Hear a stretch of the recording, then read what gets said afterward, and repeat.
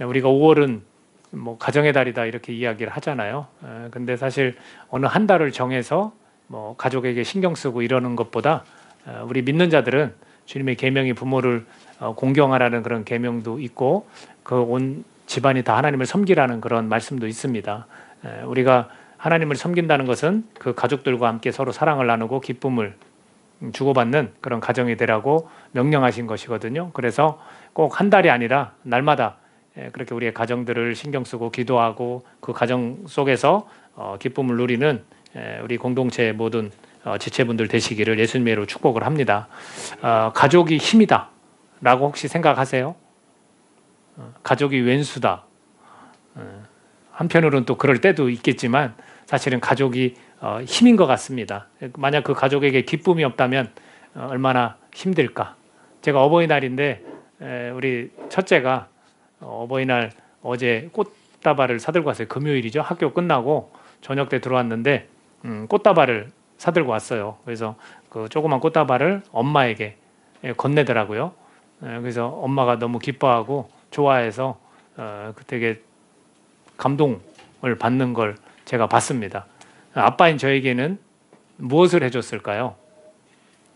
눈치 채셨죠? 아무것도 안 해줬어요. 그래서 우리 아들이 있거든요. 그래서 우리 아들한테 아들은 아빠한테 뭐 안 해줘? 그랬더니 우리 둘째가 하는 말이 아유 우리 아빠는 내가 바이블 타임만 열심히 하면 좋아하셔. 아무것도 안 해줘도 아빠는 그것만 잘하면 그게 효도하는 거야 이렇게 얘기하더라고요. 그래서 한편으로는 와 맞다.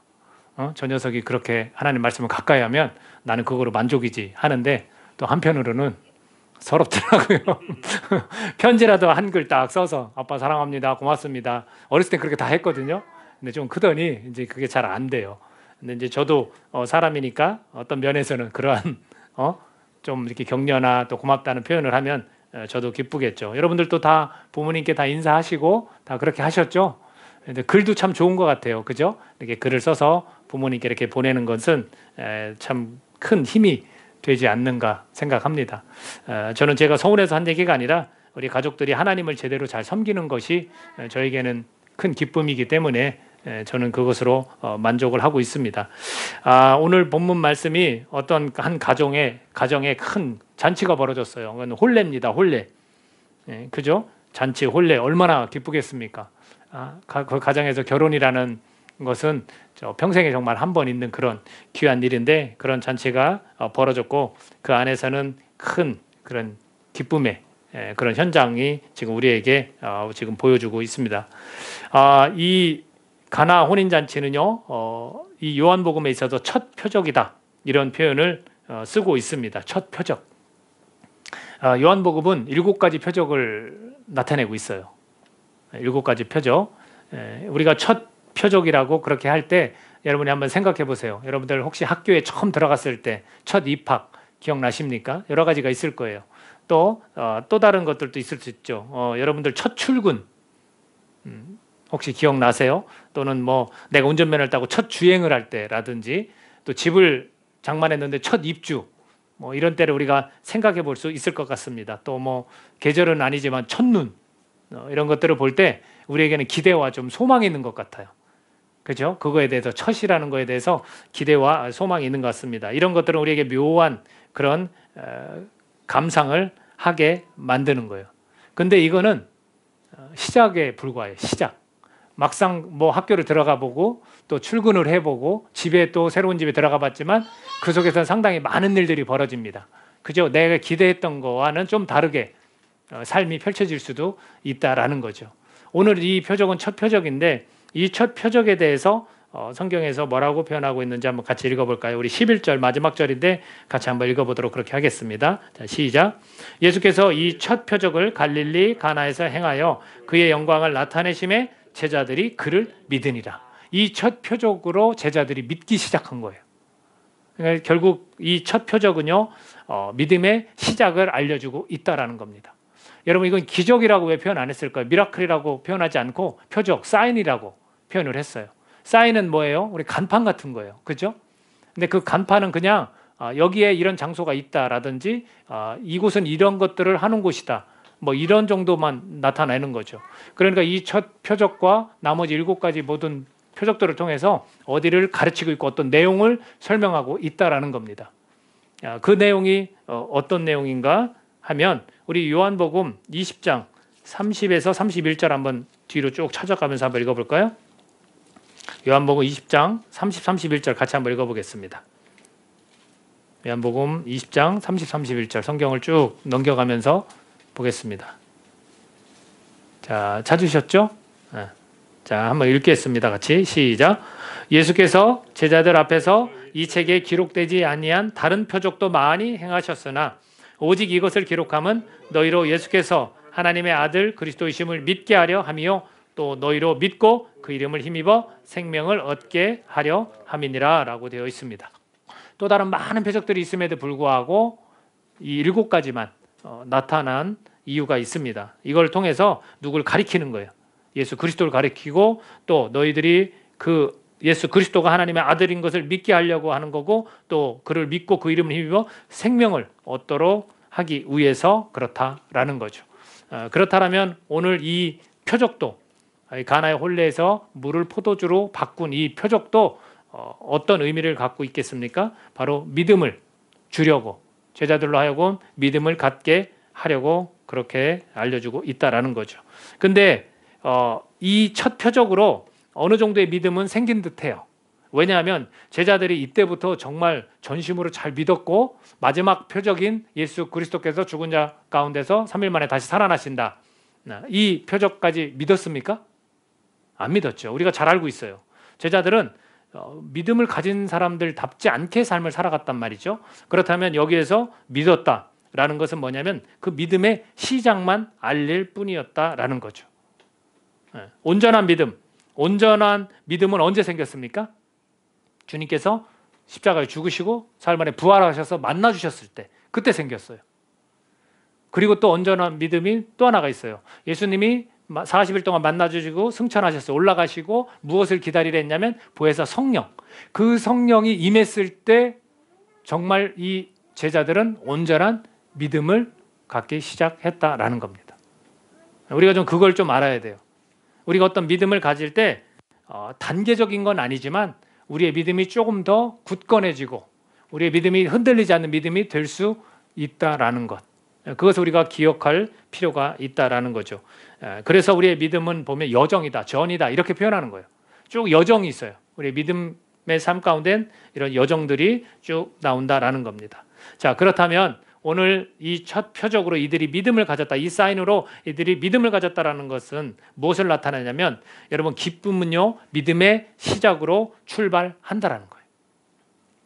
이 잔치 속에서 이 잔치에서 기쁨이 빠지면 되겠습니까? 아니에요. 이 잔치가 이런 것들을 우리에게 보여주는 거거든요. 이 잔치는 기쁨이에요. 정말 이 잔치 속에서 우울해하고 이 잔치에서 막 울고불고하는 사람이 있겠어요? 없습니다. 그런 속에서 이 기쁨을 우리가 만끽하기 위해서는 바로 예수 그리스도를 믿는 그 믿음으로 출발을 한다라는 것을 보여주고 있습니다. 여러분 잔치에 예수님이 계셨던 것 이게 중요한 거예요. 예수님은 지금 사실 초청을 받았거든요. 자, 가나 혼인잔치에 누구의 혼례인지는 나오지 않았습니다. 그러나 어머니도 초청을 받고 제자들도 초청을 받았어요. 근데 1장에 보면 누구 이야기가 나오냐면 나다나엘 이야기가 나와요.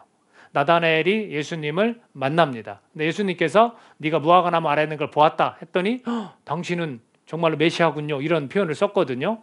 그런데 그 나다나엘이 21장 2절에 가면 맨 뒤쪽에 가면 갈릴리 가나 사람 나다나엘 이렇게 나와요.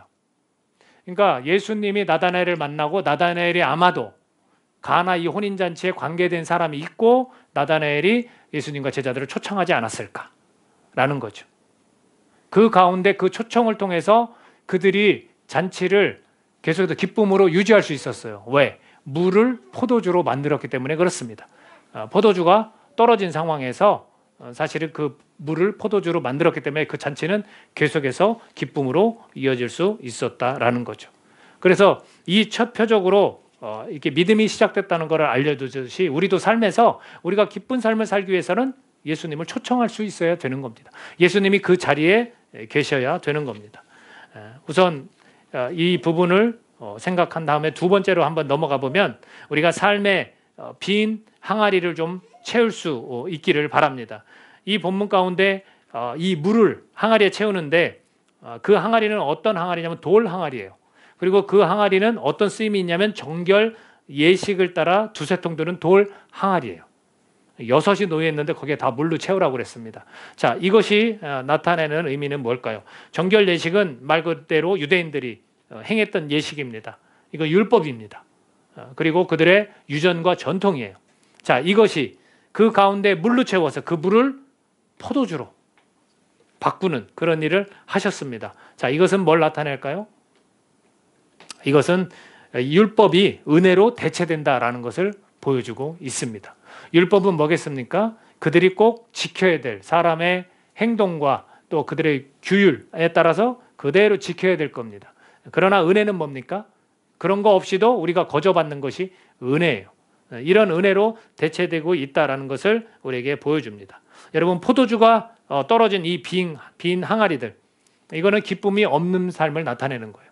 여러분, 우리가 이 마음이 텅 비어있는 그 항아리에 이 말씀의 물로 부어지면 기쁨의 포도주로 변한다라는 것을 보여주고 있습니다.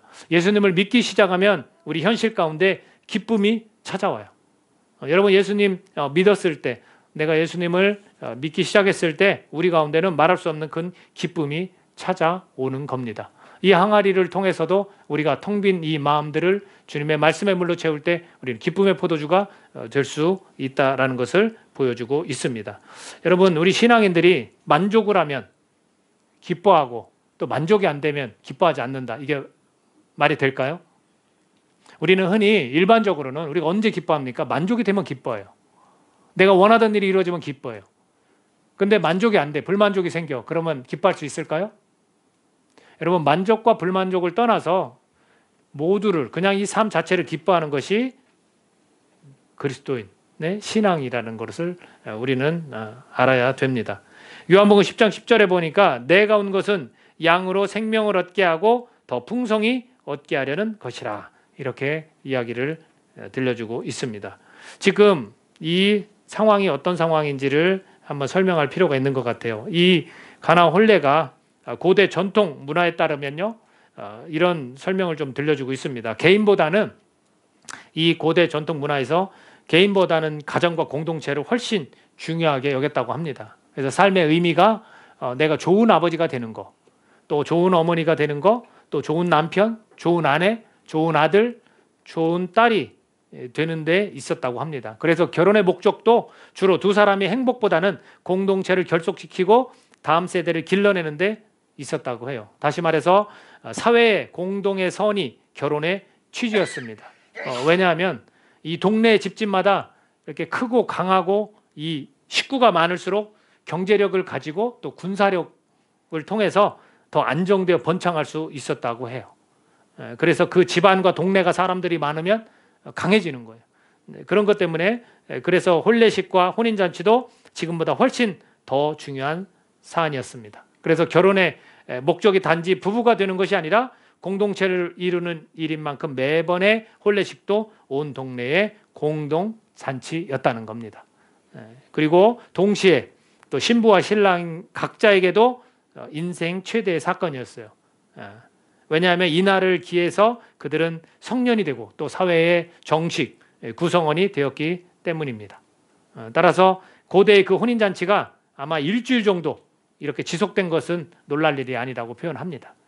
굉장히 길게 사실은 지속이 되어졌던 거고, 이러한 배경에서 시작부터 대형 사고가 터진 겁니다. 뭐예요? 포도주가 떨어진 거예요. 이 혼인잔치에서 며칠 동안 해야 되는 그 상황 속에서 집안에 포도주가 떨어졌습니다. 여러분, 고대 잔치에서 이 포도주는 단연 가장 중요한 요소였다고 합니다. 지금 이 상황 가운데 위기가 닥쳤습니다. 잔치가 끝날 판이에요. 이 책임을 누가 져야 됩니까? 이 잔치를 주관하는 사람이 있었어요. 누구냐면 연회장이에요. 연회장. 우리 9절 10절 같이 한번 읽어볼까요? 9절 10절. 이걸 근거로 연회장의 그 임무가 나옵니다. 자, 9절 10절 시작. 연회장은 물로 된 포도주를 맛보고도 어디서 났는지 알지 못하되 물도온 하인들은 알더라. 연회장이 신랑을 불러 말하되 사람마다 먼저 좋은 포도주를 내고 취한 후에 낮은 것을 내거늘 그대는 지금까지 좋은 포도주를 두었도다 하니라. 자, 연회장은요 이렇게 포도주를 가지고 잔치가 계속 지속될 수 있도록 주관하고 총괄하는 그런 사람이에요. 그리고 알고 있어요. 사람들이 처음에는 좋은 거 내주고 이 포도주를 많이 먹고 이 잔치가 흥이 막 돋아지면 나중에는 사람들에게 좀 질이 떨어지는, 비축해 둔 뭐 그런 포도주를 낸다는 걸 이 연회장은 잘 알고 있죠. 근데 이 연회장이 지금 책임을 져야 되는 그런 상황인데, 예수님께서 보여주신 이 더 좋은 포도주를 통해서 보여주신 건 뭐냐면 내가 참 연회장이다라는 것을 보여주는 거예요. 예수님이 참 연회장이에요. 이 혼인잔치에 예수님이 정말로 진정한 연회장이다라는 걸 보여주는 거예요. 이 잔치의 위기 상황 가운데 더 맛있는 포도주를 낼 수 있는 분이 누굽니까? 예수님이에요. 예수님. 우리의 삶의 마당에 누가 있습니까? 우리의 가정에 누가 계십니까? 예수님이 계시다면 더 좋은 포도주로 우리에게 함께 하시는 분이 누구냐면 예수님이라는 거죠. 예수님. 그분이 참 연회장인 것을 우리에게 보여주고 있습니다. 잔치의 기쁨을 더 좋은 것으로 채워주신 분인 것처럼 우리의 가정과 우리의 삶의 자리에서도 예수님은 더 좋은 것으로 채워주시는 그런 분이다라는 거죠. 이 잔치의 중심에 누가 있습니까? 예수님이 있다라는 겁니다. 여러분, 포도주는요 기쁨을 상징해요. 포도주는 여지껏 말씀드렸지만 이 포도주가 기쁨을 상징한다는 걸 지금 같이 한번 말씀을 찾아 읽어보겠습니다. 시편 104편 15절 같이 한번 한 목소리로 읽어보겠습니다. 시작. 사람의 마음을 기쁘게 하는 포도주와 사람의 얼굴을 윤택하게 하는 기쁨과 기름과 사람의 마음을 힘있게 하는 양식을 주셨도다. 하나님께서 우리에게 주신 것 중에 하나가 사람의 마음을 기쁘게 하는 포도주라고 표현하고 있습니다.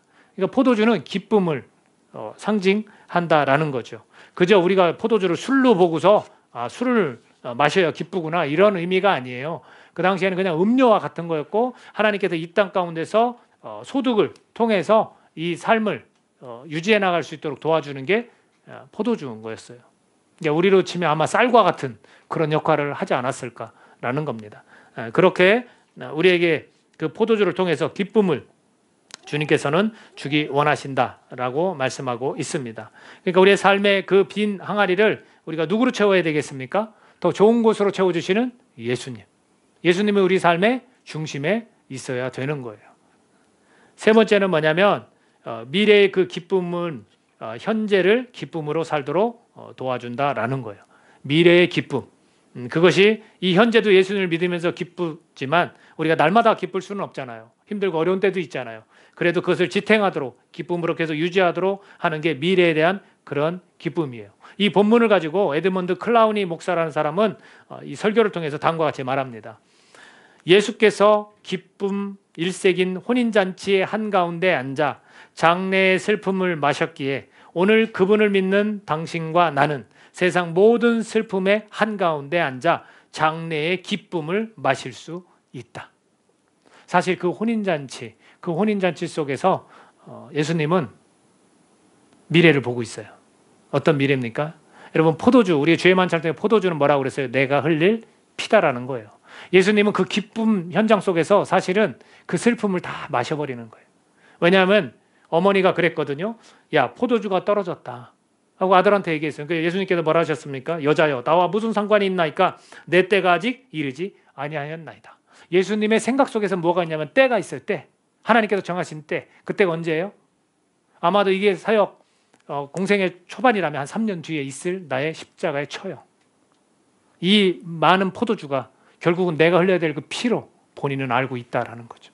그분은 그 잔치와 기쁨 속에서도 그 슬픔을 마셨기 때문에 우리가 장래의 기쁨을 누릴 수 있다라는 것을 보여주고 있습니다. 아무리 이 삶에서 힘들고 어려운 처지에 놓인다 할지라도 우리의 장래는 어떤 곳입니까? 기쁨이 넘치는 그런 곳이 될 거다라는 겁니다. 장래의 기쁨인 어린 양의 그 잔치 덕분에 우리는 엄청난 안정을 누릴 수 있다라는 겁니다. 가나 혼인잔치는 영원한 잔치의 그림자일 뿐입니다. 자, 요한계시록 19장 9절 같이 한번 읽어볼까요? 자, 읽습니다. 시작. 천사가 내게 말하기를 기록하라. 어린 양의 혼인잔치에 청함을 받은 자들은 복이 있도다 하고 또 내게 말하되 이것은 하나님의 참되신 말씀이라 하기로. 요한이 반모섬에 갇혀서 환상 가운데 하나님의 음성으로 글을 써나갈 때 주님께서 저렇게 말씀하시는 거예요. 결국 가나 혼인잔치도 지금 요한이 기록하고 있잖아요. 요한계시록에서 우리가 누려야 될 그 잔치, 혼인잔치, 우리는 청함을 받았다라는 거예요.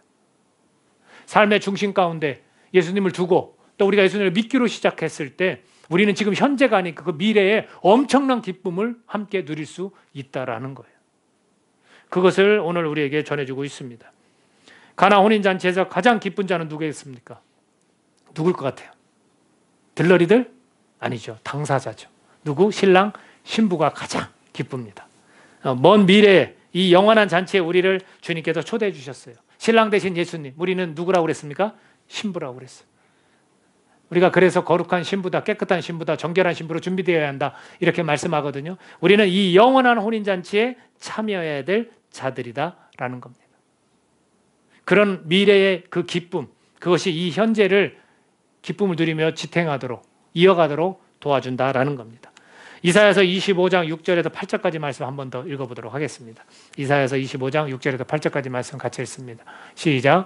만군의 여호와께서 이 산에서 만민을 위하여 기름진 것과 오래 저장하였던 포도주로 연회를 베푸시리니 곧 골수가 가득한 기름진 것과 오래 저장하였던 맑은 포도주로 하실 것이며 또 이 산에서 모든 민족의 얼굴을 가린 가리개와 열방 위에 덮인 덮개를 제하시며 사망을 영원히 멸하실 것이라. 주 여호와께서 모든 얼굴에서 눈물을 씻기시며 자기 백성의 수치를 온 천하에서 제하시리라. 여호와께서 이같이 말씀하셨느니라. 아멘. 주님께서는 우리에게 연회를 베풀어 주신다고 했어요. 가장 좋은 포도주로, 가장 큰 기쁨으로 우리에게 연회를 베풀어 주신다 이렇게 말씀을 하셨습니다. 너희들의 힘들고 어려운 모든 눈물들 또 사망을 영원히 멸하실 것이다. 우리는 예수님을 믿으면 우리는 죽지 않습니다. 우리는 지옥에 가지도 않습니다. 우리는 부활해서 영원한 나라에서 그렇게 살아가는데 그곳에서 그런 연회를 주님께서 베풀어 주신다 그렇게 약속을 하셨습니다. 우리가 그런 미래에 대한 기쁨, 말로 표현할 수 없는 그 큰 기쁨, 그 기쁨을 바라볼 때 우리 현재 속에서도 그 기쁨을 우리가 유지하면서 살도록 도와주신다라는 겁니다. 여러분, 우리가 삶을 살아가면서 이 기쁨의 포도주를 우리가 마셔야 되지 않겠습니까? 예수님께서 함께 하실 때 우리에겐 좋은 포도주로 그분은 채워주십니다. 우리의 텅 빈 그런 마음들을 주님께서 채워주십니다. 우리가 믿음을 갖기 시작을 해야 돼요. 여러분, 우리 마음 가운데 우리가 예수님을 초청해야 됩니다. 그래야 내 삶 가운데 기쁨이 시작되는 거예요. 예수님을 초청하지도 않고 머리로만 생각하면서 왜 내 삶에서는 기쁨이 없지? 당연한 거 아니겠습니까? 그저 만족되면 기뻐하고 또 만족이 안 되면 기뻐하지 않는 그런 우리는 그런 삶이에요. 그런 삶 가운데 예수님을 우리가 초청하면 우리의 기쁨은 시작된다라는 거. 이것을 기억하시기 바랍니다. 여러분, 예언의 성취로 오신 그 예수님께서 현재 기쁨을 그렇게 허락하시는 분이다라는 겁니다. 또 미래에 더 큰 기쁨을 누리도록 주님께서 해주신다라는 겁니다. 저는 우리가 이 가나 혼인잔치를 통해서 물론 이 하인들의 어떤 주님의 말씀에 순종하는 거, 또 마리아도 어머니도 예수님에 관해서 하나님의 아들이다라는 어렴풋한 그런 고백들, 이런 것들도 말할 수 있을 것입니다. 그러나 정작 이 본문이 말하고자 하는 것은 바로 예수님께서 우리의 삶에 기쁨이 되어주실 수 있다라는 것을 우리에게 들려주고 있습니다. 여러분, 믿음이 지금 없는 분이 우리 가운데 있을 수 있어요. 우리 청소년들도 마찬가지입니다. 우리 청소년들, 지금 어린이들 예수님을 삶에 초청하셔야 돼요. 예수님, 내 삶에 들어오십시오.